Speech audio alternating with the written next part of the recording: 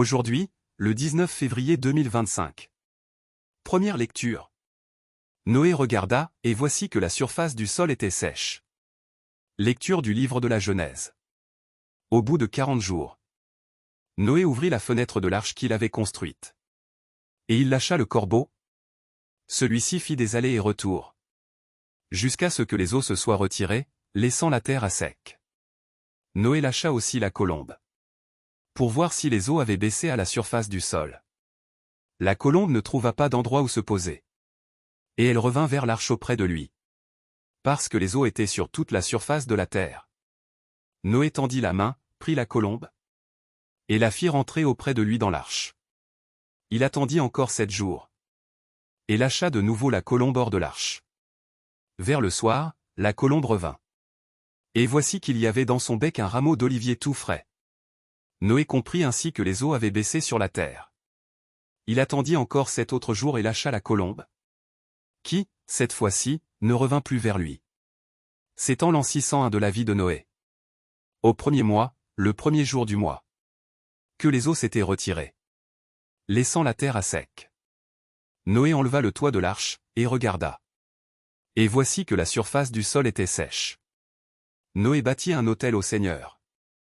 Il prit, parmi tous les animaux purs et tous les oiseaux purs, des victimes qu'il offrit en holocauste sur l'autel. Le Seigneur respira l'agréable odeur. Et il se dit en lui-même: jamais plus je ne maudirai le sol à cause de l'homme. Le cœur de l'homme est enclin au mal dès sa jeunesse. Mais jamais plus je ne frapperai tous les vivants, comme je l'ai fait, tant que la terre durera. Semaille et moisson, froidure et chaleur, été et hiver, jour et nuit, jamais ne cesseront. Parole du Seigneur.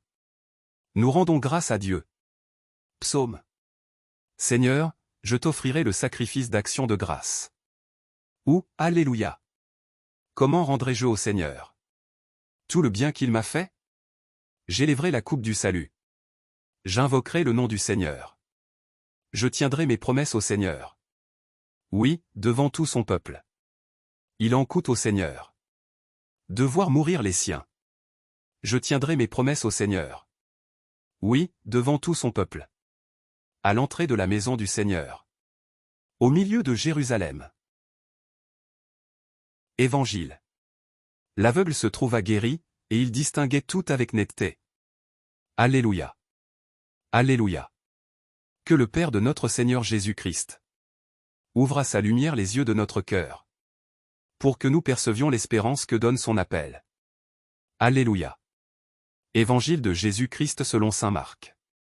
En ce temps-là, Jésus et ses disciples arrivèrent à Bethsaïde.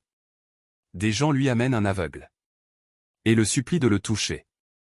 Jésus prit l'aveugle par la main, et le conduisit hors du village. Il lui mit de la salive sur les yeux, et lui imposa les mains. Il lui demandait: aperçois-tu quelque chose? Levant les yeux, l'homme disait: j'aperçois les gens. Ils ressemblent à des arbres que je vois marcher. Puis Jésus, de nouveau, imposa les mains sur les yeux de l'homme. Celui-ci se mit à voir normalement. Il se trouva guéri. Et il distinguait tout avec netteté. Jésus le renvoya dans sa maison en disant: ne rentre même pas dans le village. Acclamons la parole de Dieu. Louange à toi Seigneur Jésus.